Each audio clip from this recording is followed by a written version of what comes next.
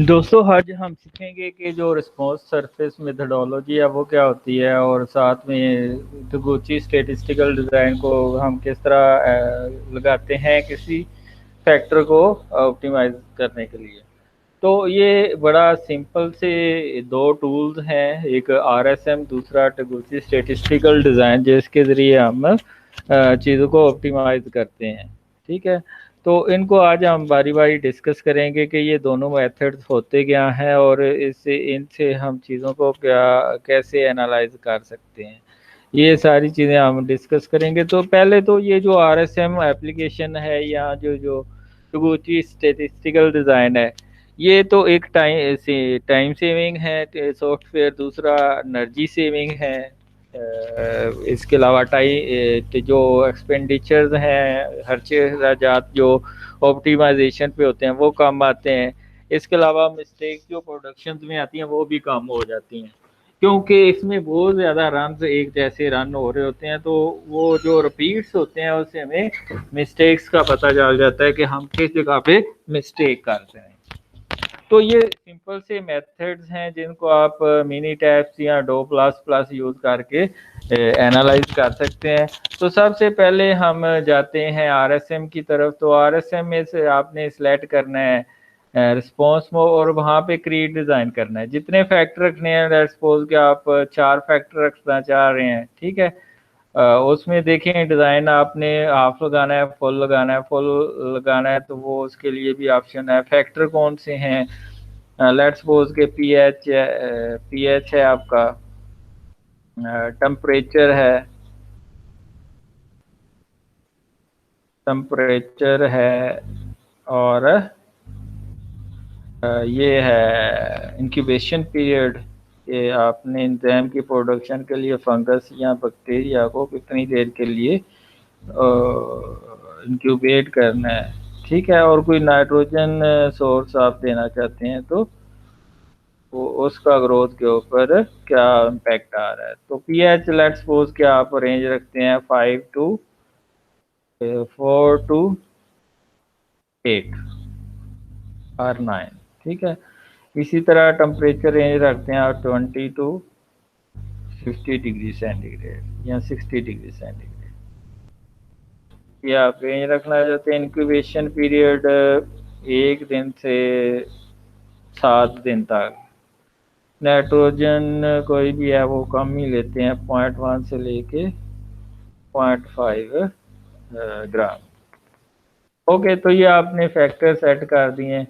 ठीक है, Q points या एक्सेस पे पॉइंट्स पे फिर आपने इधर ये थोड़े से रिज़ल्ट आपको कौन से चाहिए वो ऑलरेडी टूल में सेट होते हैं। फैक्टर हो गया, डिज़ाइन हो गया, ठीक है, डिफ़ॉल्ट में वो खुद ही सिलेक्ट कर लेगा। ठीक है, रैंडमाइज रन आप कैंसिल कर दें, सिंपल रन रख लें। ओके, तो ये आपके पास वो रेंज दे देगा, यानी कि खुद ही यानी कि रन दे देगा कि आपने तकरीबन इसके कितने रन करने हैं, कितने फ्लास्क लगाने हैं। 30 फ्लास्क लगाने हैं इसके। ठीक है, 30 फ्लास्क में आपके तकरीबन ये सारे लेवल आ जाएंगे। अगर कोई लेवल माइनस में आ रहा है तो उसको आपने प्लस में लिख लेना है। ठीक है, तो ये एक रैंडम में आपको सिलेक्ट करके दे देगा। मसलन जो पहला रन है उसकी पीएच 4 है, टेम्परेचर उसका 20 है, इंक्यूबेशन पीरियड 1 डे है, और नाइट्रोजन सोर्स उसको 0.1 ग्राम चाहिए। अगर आप सेंटर में किसी को ले लें या 10वें को ले लें तो 9 इस पीएच है, 20 इसका टेम्परेचर है, 1 इसका इंक्यूबेशन पीरियड है, और 0.5 इसमें ग्राम इसके नाइट्रोजन सोर्स है। तो ये जो फैक्टर सिलेक्ट करता है, उसके लेवल सिलेक्ट करता है, ये सॉफ्टवेयर खुद ही सिलेक्ट कर लेता है। तो कहीं अगर माइनस में है तो उसको आपने प्लस में कर लेना लेवल को। तो ये अगर आप नहीं करेंगे तो आपके ग्राफ्स अच्छे नहीं बनेंगे, रिस्पॉन्स अच्छा नहीं आएगा। तो ये आपने पैरामीटर सेट करते हैं। अगर आपको कोई ऐसा लगता है कि कोई पैरामीटर आपका जो है वो नहीं सूटेबल, तो आप उसको चेंज कर सकते हैं। ठीक है, क्योंकि सॉफ्टवेयर ने रिजल्ट देने हैं आपके रिस्पॉन्स के लिहाज से। तो अगर आपको कोई फैक्टर उसमें कोई कमी बेशी नज़र आती है तो वो फैक्टर आप इधर से चेंज कर सकते हैं। आगे आप कोई रिस्पॉन्स देना चाहते हैं, आप ने लेट्स सपोज के कोई रिसर्च की हुई है, तो उसका कोई रिस्पॉन्स हम लिख लेते हैं कि ये हमने इससे रिस्पॉन्स कॉपी किया और इधर इसको पेस्ट कर दिया। तो ये हमारे पास लेट्स सपोज के टेनिन एंजाइम फंगस से प्रोड्यूस हुआ है, तो फंगस से हमने ये टेनेज एंजाइम जो है वो ऑप्टिमाइज किया है। ठीक है, तो उसके ये रिजल्ट हैं। और रिजल्ट में देखें कि कोई वैल्यू इसमें जो है कम कम ना हो या जिसके साथ माइनस ना लिखा हो, वरना आपके रिजल्ट नहीं आएंगे। तो ये सारी वैल्यू के साथ रिजल्ट लिखे होने चाहिए। पहले जो हमने टेबल बनाया उसमें वो रिजल्ट सब के साथ नहीं थे।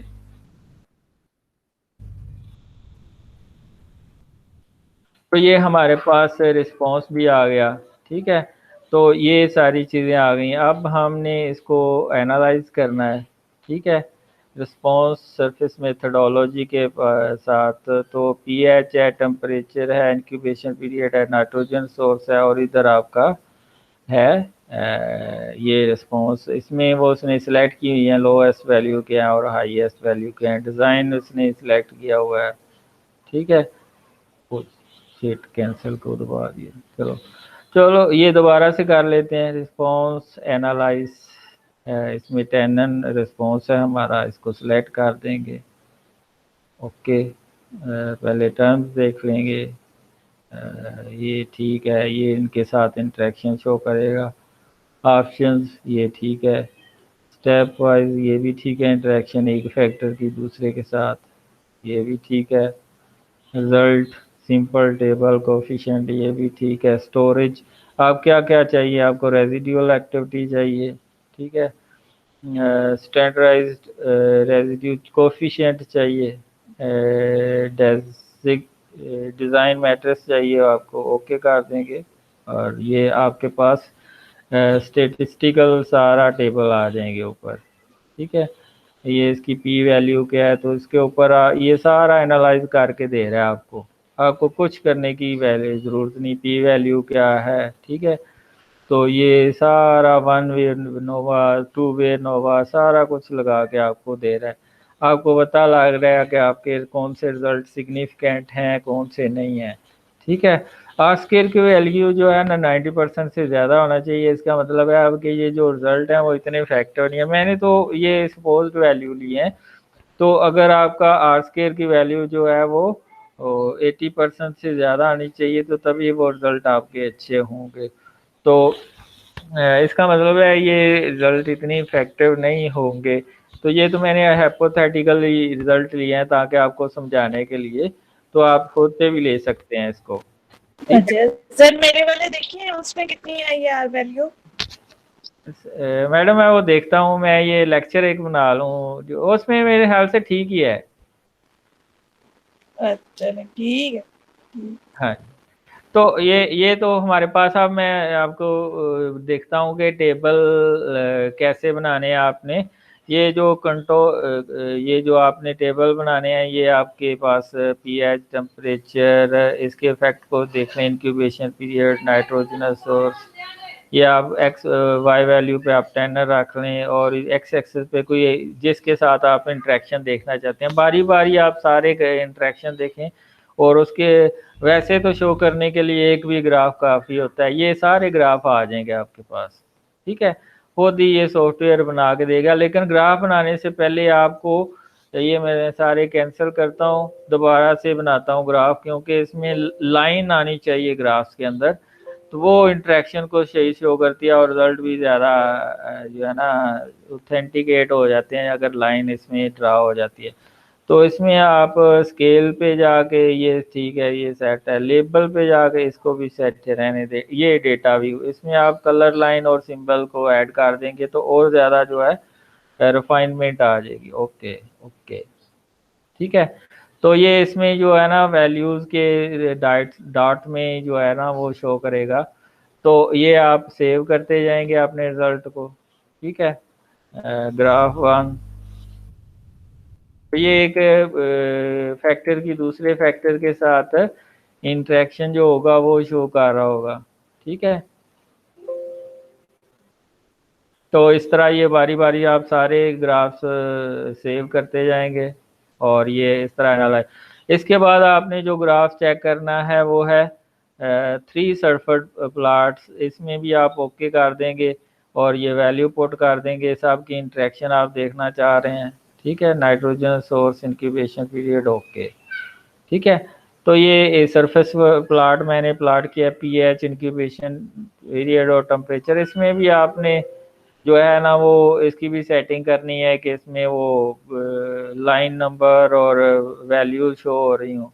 ठीक है, ये वाला ले लें, ये ज़्यादा खूबसूरत है। लेकिन अब जो है आजकल बड़े प्रिज्म आ रहा है, बड़े अच्छे सॉफ्टवेयर आ रहे हैं जिसमें आप ये RSME के रिजल्ट को उधर पेश करके बड़े अच्छे ग्राफ्स बना सकते हैं, 3D ग्राफ। ये जो मिनी टैब्स है इसमें ग्राफ्स इतने रिफाइन नहीं आते, जो आप दूसरे सॉफ्टवेयर यूज करके और ज़्यादा ग्राफ जो है वो रिफाइन कर सकते हैं। pH, टेम्परेचर और नाइट्रोजन सोर्स के साथ आप इंटरेक्शन देखना चाहते हैं तो ये इसका आ गया ग्राफ। ठीक है, ये इसके इंटरेक्शन को 3D इंटरेक्शन को इसमें आप वैल्यू भी ऐड कर सकते हैं।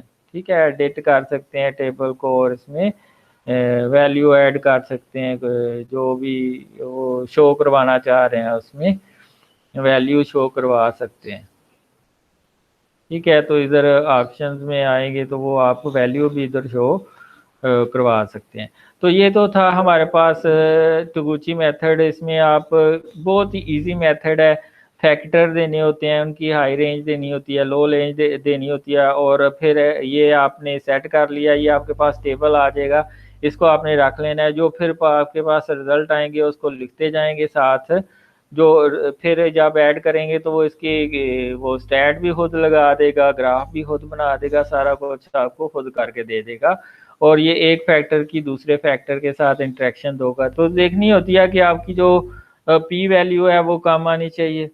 ठीक है, दूसरी आपका जो आर स्केयर की वैल्यू है वो ज़्यादा आनी चाहिए, 90 प्लस आनी चाहिए, तो ये रिजल्ट ज़्यादा ऑथेंटिकेट होंगे। तो आगे हम चले जाते हैं। ये तो हमारा हो गया रिकॉर्डिंग इसकी। अब थोड़ी सी डिस्कशन, अपना एक पेपर देख लेता हूँ, उसकी तरफ चले जाते हैं।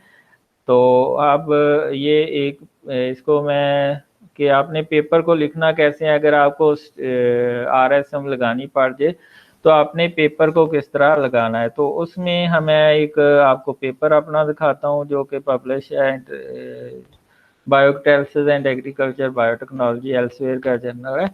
तो इसमें ये है कि इसमें ये इक्वेशन देनी पड़ती है कि y इज इक्वल टू जो लोएस्ट वैल्यू है वो लिखनी होती है, फिर आगे ये फार्मूला लिखना होता है, और इसमें सारे वैल्यू जो p सारे फैक्टर, मसलन अगर 4 हैं तो 4 फैक्टर की p वैल्यू और उसके साथ a b c d लगा देना है, और अगर a की b के साथ जो इंटरेक्शन है उसके साथ जो p वैल्यू आई है वो लिख देनी है, और इस तरह ये फार्मूला हो जाएगा जो है सेंट्रलाइज्ड जो डिज़ाइन है उसको ये शो करता है। ठीक है, तो ये RSM है जो इसकी डिस्कशन लिखी हुई है कि ये यूज़फुल क्यों है। पहले RSM के रिज़ल्ट क्या थे, तो अब क्या है RSM की, ये ग्राफ्स हैं, ये पब्लिश पेपर है, ये इसकी कोडेड वैल्यू है या अनकोडेड वैल्यू है, ये रिज़ल्ट हैं। ठीक है, तो इसमें ये ग्राफ खुद ही बना देगा। तो इसकी आर स्केयर की वैल्यू 80% से ज़्यादा है। ठीक है, तो ये अच्छा है, ये आप दे सकते हैं। पी वैल्यू भी बड़ी अच्छी है, 0 आ रही है, और ये एक फैक्टर की दूसरे फैक्टर के साथ इंटरेक्शन भी, ये इस तरह का ग्राफ जो मैंने आपको दिखाया हुआ है उधर भी इस तरह का टेबल आ जाएगा, तो ये पी वैल्यू को शो करेगा, और एक फैक्टर की दूसरे फैक्टर के साथ इंटरेक्ट। ये जो लास्ट वाले फैक्टर हैं KCl, यूरिया, इनकी इतनी ज़्यादा सिग्निफिकेंट इफेक्ट नहीं है एंजाइम की प्रोडक्शन के ऊपर, ये इसको शो कर रहा है।